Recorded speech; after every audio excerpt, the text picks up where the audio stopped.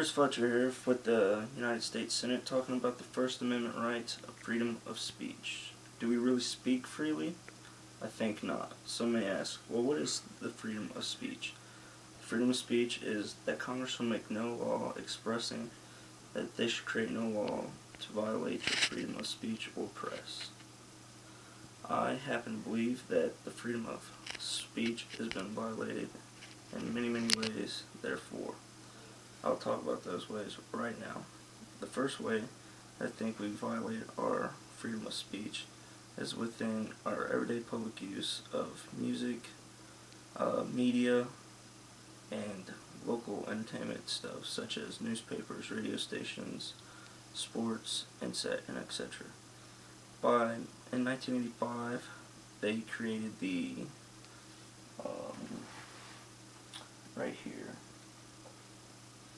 a parental advisory for the recording industry, Association of America, the RIAA, because of the Parents Music Resource Center, the PMRC, that they put the amount of pressure on the music industry of putting a label on their music for using explicit lyrics, which is obscene language, as in cussing, sex, violence, drugs, all of the above that you could think of that would be thing. And that, I think, violates our freedom of speech in America, because if it's the freedom of speech, we should have the right to be speaking freely about whatever and however. It's just the other people on the other end choosing to listen to the music and how they interpret it. And they have the right to listen to it or not listen to it.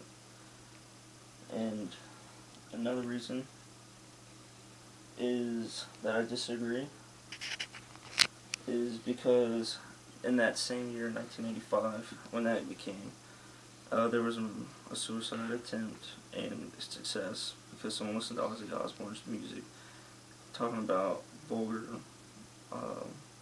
ideas and things that go on in his music, and the kid committed suicide, and his mother pressed that also had the parental advisor.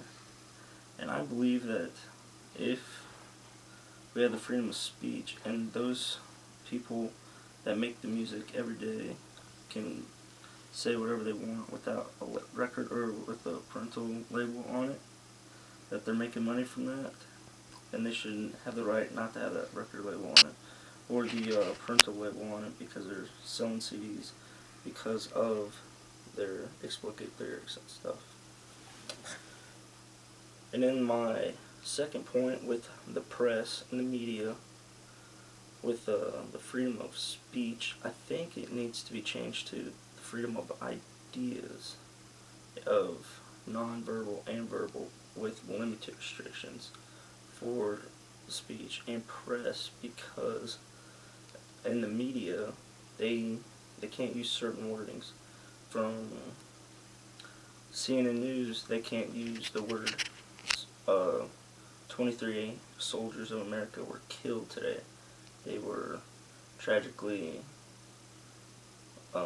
deceased on a car bombing today. Well, nobody knows what that really means. So for the press to say certain words, and for, in my case, athletes to say certain words on the press, from radio stations to media to anything, it's a setback, because once we say that, well, we get fined for this, speaking what we really want. So it's really not speaking freely, but our ideas that we should be freely, verbal and nonverbal. Which there's like an obstacle course around that, and it's there's only like really one point that comes out whenever you're talking about a nonverbal act in our country that is considered obscene in the First Amendment, and that's pornography.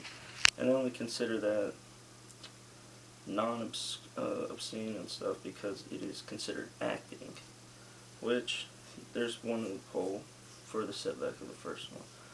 So like I said, with the First Amendment of freedom of speech and press, I think it should be changed to the freedom of ideas with verbal and non-verbal ideas, more or less, freedom of speech and press. So, thank you for your time. See ya.